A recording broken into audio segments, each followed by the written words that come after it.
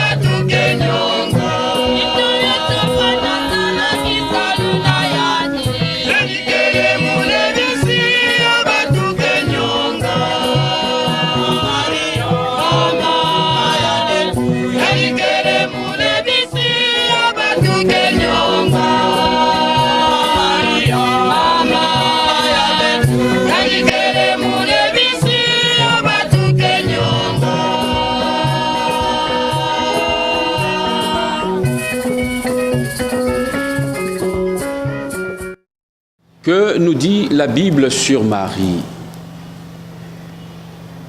Dès le début de la Bible, nous voyons une annonce de Marie.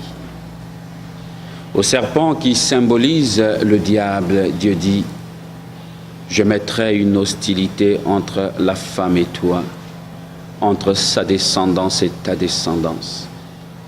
Sa descendance t'écrasera la tête et tu l'atteindras au talon. » Je cite ici ce récit poétique de la Genèse au chapitre 3, verset 15. L'Église a vu dans cette phrase une annonce du Messie et elle a reconnu en cette femme Marie de Nazareth, mère de Jésus, vainqueur de Satan. 700 ans avant le Christ, le prophète Isaïe nous annonce aussi Marie. Le Seigneur lui-même vous donnera un signe.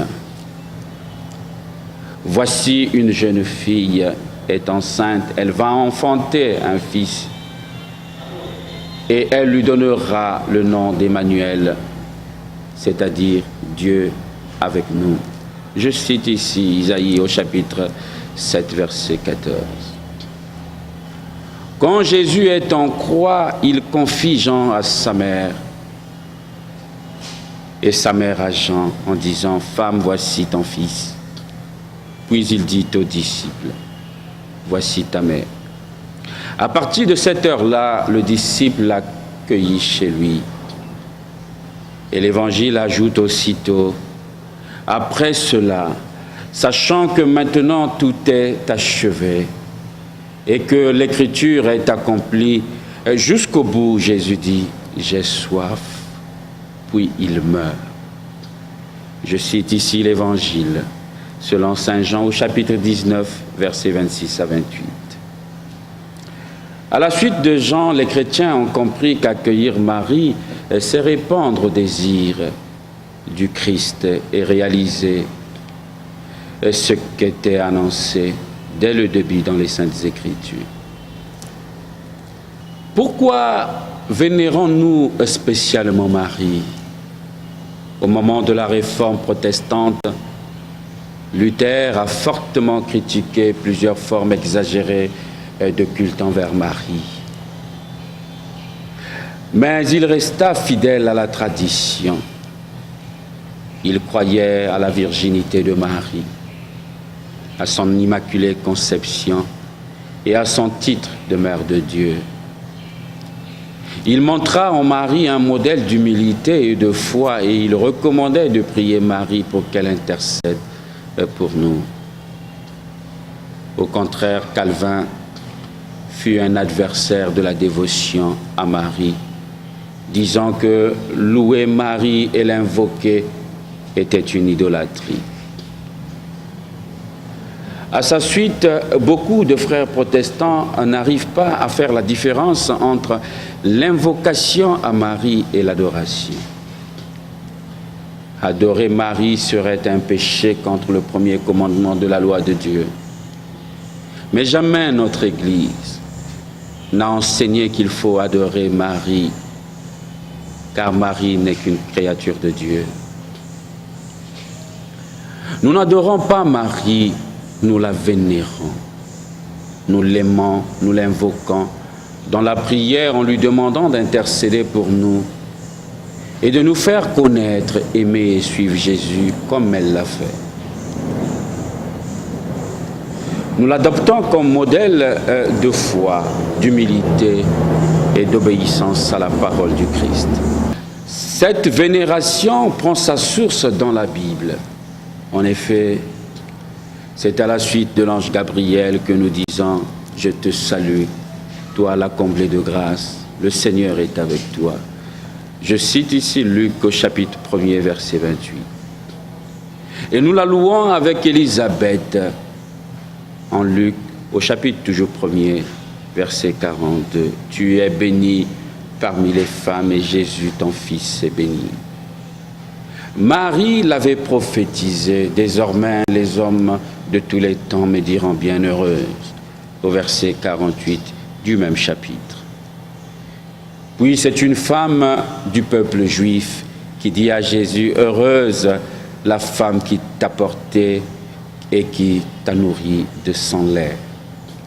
Je cite l'Évangile, selon saint Luc au chapitre 11e, verset 27. Nous vénérons donc Marie d'une façon spéciale parce que Dieu l'a choisie pour être mère de Jésus, le Fils de Dieu, le Messie sauveur. Marie est donc le modèle de ce que doivent être tous les chrétiens.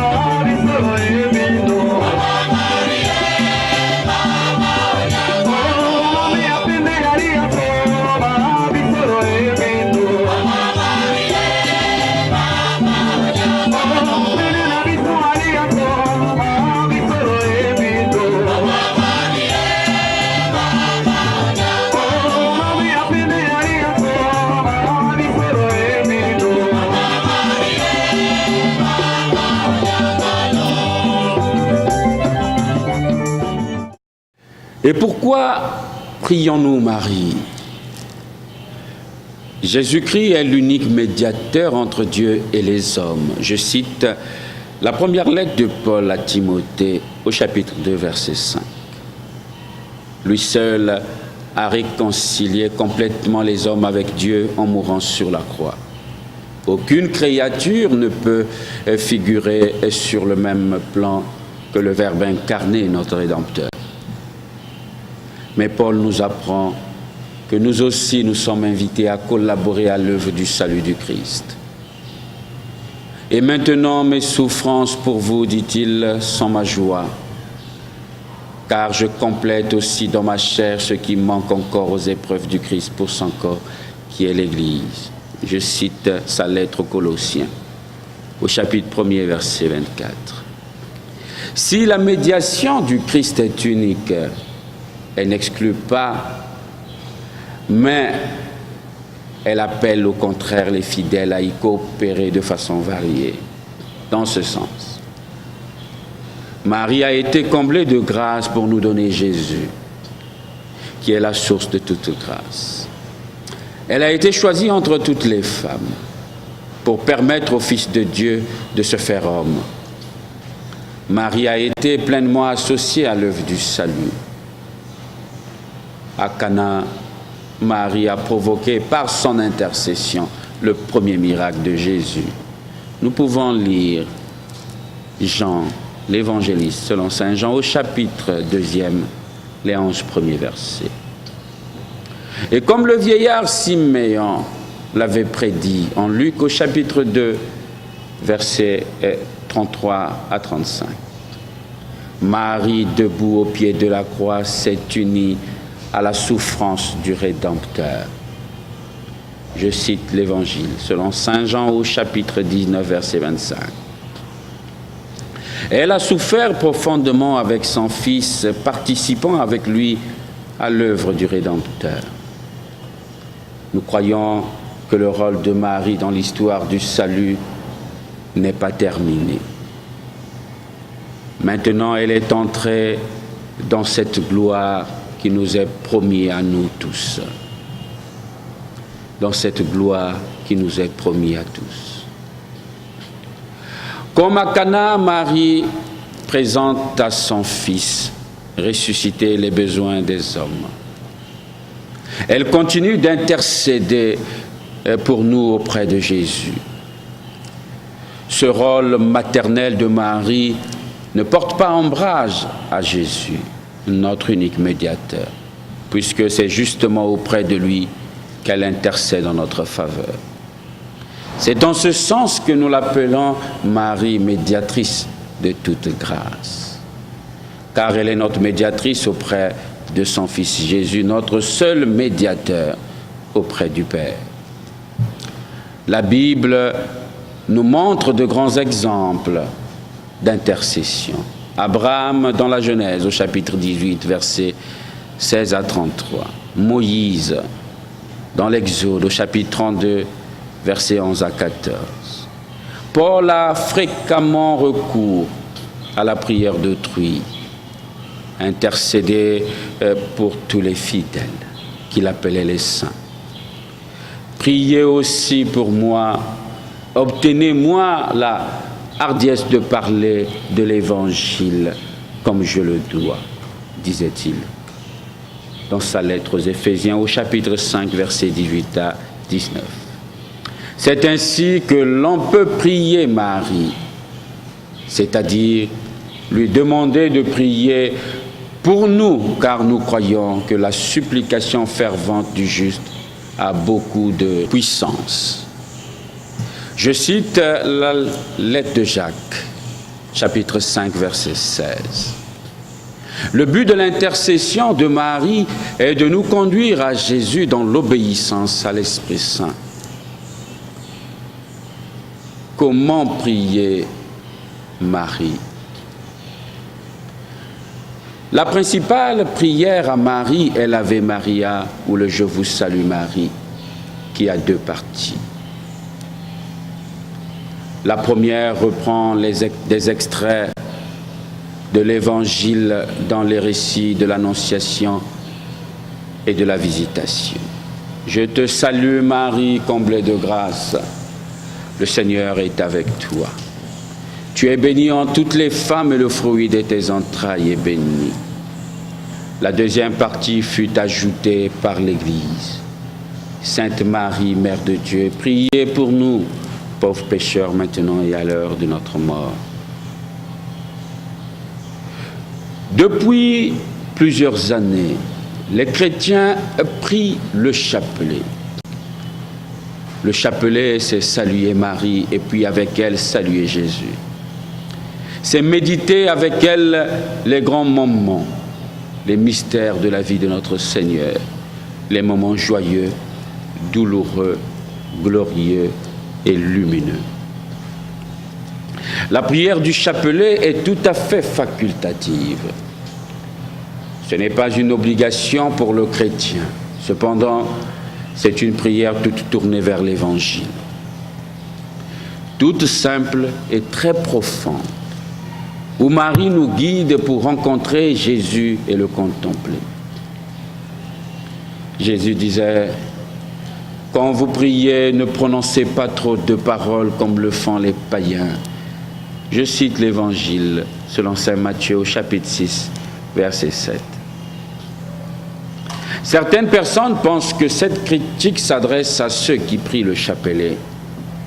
Mais l'avertissement de Jésus vise les personnes qui croient que dans leur prière, elles doivent informer Dieu lui-même de leurs besoins de façon répétée et insistante. Jésus invite au contraire à une prière sobre et dépouillée qui traduit surtout la foi et la confiance de celui qui prie. La prière du chapelet possède précisément ces qualités.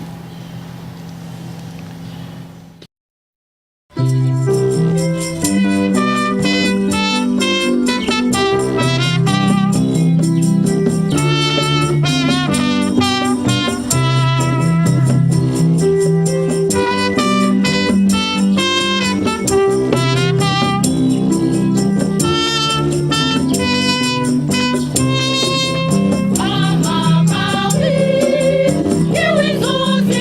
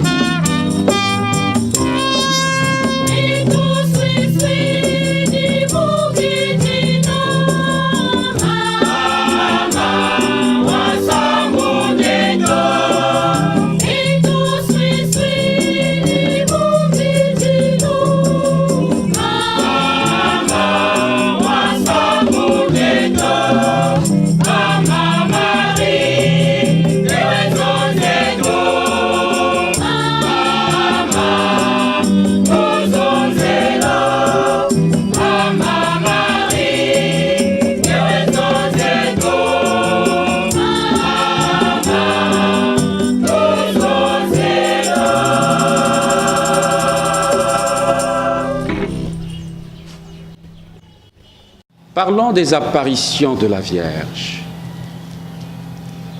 Par amour des hommes, la Vierge Marie, glorifiée dans le ciel, peut intervenir dans notre monde.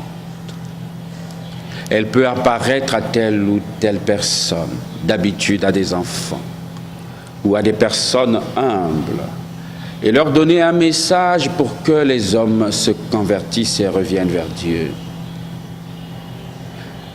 Mais face aux personnes qui déclarent avoir eu une apparition de la Vierge Marie, l'Église ne croit jamais d'emblée. L'Église est même prudente, sage, très lente à reconnaître une apparition. Elle étudie et vérifie. Elle mène d'abord une longue enquête afin d'éviter toute tromperie ou fabulation. Ces vérifications durent plusieurs années et ce n'est qu'après cet examen minutieux qu'elle se prononce et avec son autorité déclare telle ou telle apparition réelle ou fictive. Parfois, l'Église est arrivée à la conviction de l'authenticité d'une apparition grâce à la sainteté de vie et au sens que donne à son expérience celui ou celle qui a vu l'apparition, grâce aussi à la pureté du message livré aux événements survenus sur le lieu même de l'apparition.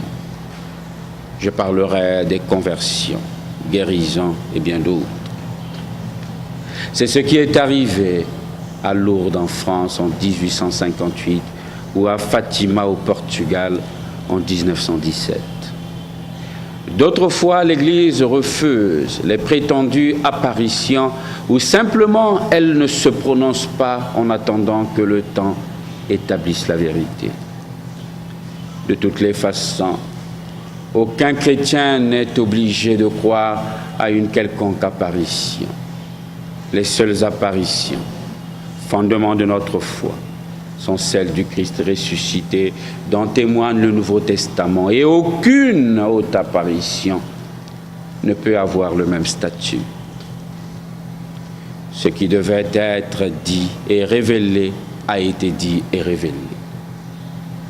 Cependant, la tradition chrétienne admet la possibilité de telle apparition ou reconnaît la réalité de certaines d'entre elles. Comment comprendre la place et le rôle de Marie dans la doctrine et la piété catholique? En d'autres termes, comment concilier l'intercession de la Vierge Marie, des saints, avec notre foi en Jésus-Christ, notre unique médiateur? Marie est honorée comme mère de Dieu. Là-dessus, les catholiques et protestants sont d'accord. Marie a l'insigne privilège d'être la mère de notre Dieu et Sauveur Jésus-Christ, ce en quoi elle mérite notre admiration, notre vénération. Mais Marie n'est pas seulement honorée comme mère de Dieu et modèle de sainteté. Elle est également invoquée comme mère qui intercède pour nous. C'est là que se pose le problème et la divergence avec nos frères protestants. Comment comprendre alors l'action actuelle de Marie? Certes, l'action spirituelle de Marie dans l'Église et le monde n'apparaît pas dans la Bible comme pour les anges. C'est seulement dans l'histoire et le témoignage chrétien qu'elle se manifeste. En tous les cas, cela ne contredit nullement la Sainte Écriture ni le merveilleux plan du salut. Je constate un puissant secours de la Vierge Marie dans la lutte contre le démon et les forces maléfiques, dans la rage du diable et ses blasphèmes, chez les possédés contre Marie et contre l'Eucharistie. Nul doute que Marie et l'Eucharistie jouent un rôle important dans la lutte contre les forces des ténèbres. Comment concilier l'intercession des saints de la Vierge avec notre foi en Jésus-Christ, notre unique médiateur? Dès les origines, les chrétiens ont vécu les martyrs comme témoins exemplaires de la fidélité à la foi. Par la suite, ils ont aussi vénéré ceux des croyants dont la vie pouvait être prise en exemple. Nous les appelons les saints. Dieu seul est absolument saint, le saint. Mais parce qu'il est totalement amour, Dieu invite tous les hommes à partager sa sainteté, sa vie et son bonheur. Ceux qui ont répondu à cet appel peuvent être eux-mêmes appelés saints dès lors que dans l'autre vie, ils se trouvent effectivement associés à la sainteté divine. L'Église reconnaît officiellement leur mérite en les proclamant saints par la canonisation. La reconnaissance de leur vocation d'intercesseur près de Christ est fondée sur la foi, notre foi en la communion des saints. Bien sûr, l'Église catholique n'oblige personne à invoquer les saints et à avoir une dévotion pour tel saint. Cela relève de la liberté et du goût de chacun. Elle nous les propose seulement comme modèle, comme intercesseur en notre foi auprès du Christ. Beaucoup de chrétiens non catholiques refusent énergiquement que nous n'avons pas besoin d'autre modèle de sainteté, celui de Jésus. Et encore moins, avons d'autres intercesseurs que Christ, notre médiateur. Beaucoup de baptisés restent muets sans savoir qu'il faut. Dieu seul est absolument saint. Sainteté pour 100 000. Pas besoin d'autre modèle de sainteté que le Christ. C'est une vérité. Le témoignage d'un saint n'est nullement une en Jésus-Christ, mais un stimulant pour suivre. Je rappelle certains textes bibliques. La